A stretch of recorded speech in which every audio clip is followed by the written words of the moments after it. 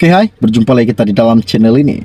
Oke, hari ini isu yang sangat-sangat menakjubkan dan yang menggemparkan, apa yang dikatakan Azam Baki kepada pemimpin-pemimpin politik, kepada parti-parti politik, kepada rakyat Malaysia pada hari ini. Penyelidikan berkaitan dengan rasuah ataupun pembahagian wang semasa berkempen akan dilaksanakan dan akan diambil tindakan dan akan ditelitikan buat masa yang terdekat ini. Okey, seperti mana yang telah kita tahu, baru-baru ini pada 3 Januari lepas, UMNO Terengganu memfailkan petition untuk membatalkan keputusan PRU 15 bagi kawasan Parlimen Kuala Terengganu, Marang dan Kemaman. Petisi itu mendakwa PAS merasuah pengundi dengan mengagikan bantuan kewangan daripada kerajaan negeri melalui inisiatif iPension, iBelia dan iStudent antara 15 dan 17 November 2022 yang lalu. Dan seperti mana juga yang kita telah tahu, yang tular baru-baru ini, apa yang dikatakan Hadi kepada rakyat bahawa itu adalah sumbangan ikhlas daripada partinya. Adakah itu sumbangan ataupun itu satu rasuah? Okey, baiklah. Sebelum saya meneruskan isu yang tergempar dan yang menakjubkan pada hari ini, mohon kiranya yang baru saja melihat channel ini bantu saya tolong tekan butang subscribe dan bantu juga saya tolong sharekan video ini, kita kembangkan video ini, sharekan kepada seluruh rakyat Malaysia supaya mereka tahu bahawa isu-isu terkini, isu-isu yang panas, yang terhangat akan saya kongsikan di dalam channel ini buat anda semua. Okey, baiklah.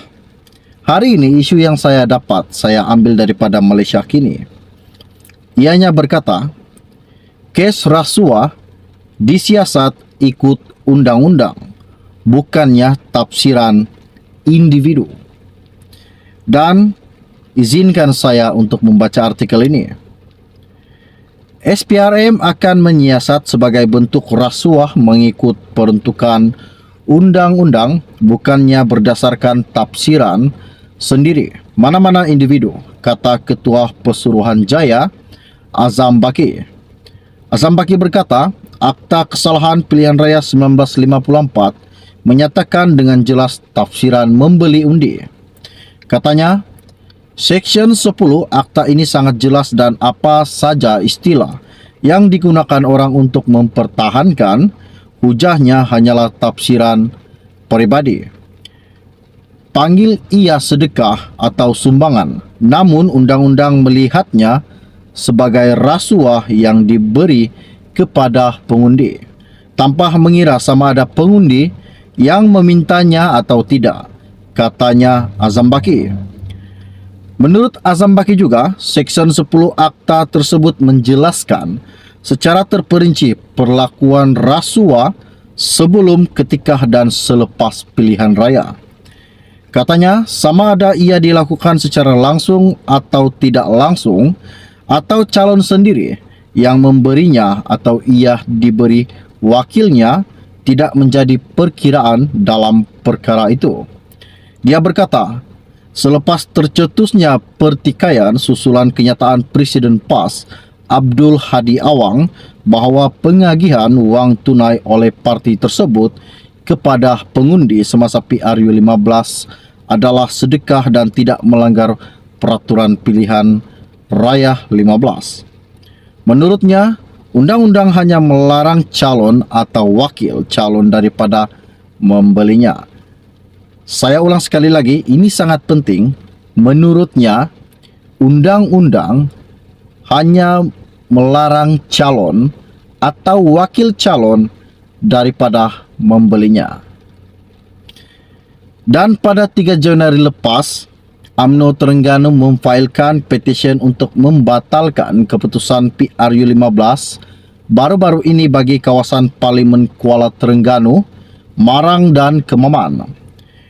Petisi itu mendakwa PAS merasuah pengundi dengan mengagihkan bantuan keuangan daripada kerajaan negeri melalui inisiatif iPension, iBelia dan iStudent antara 15 dan 17 November 2022 yang hanya beberapa hari sebelum PRU15 berlangsung.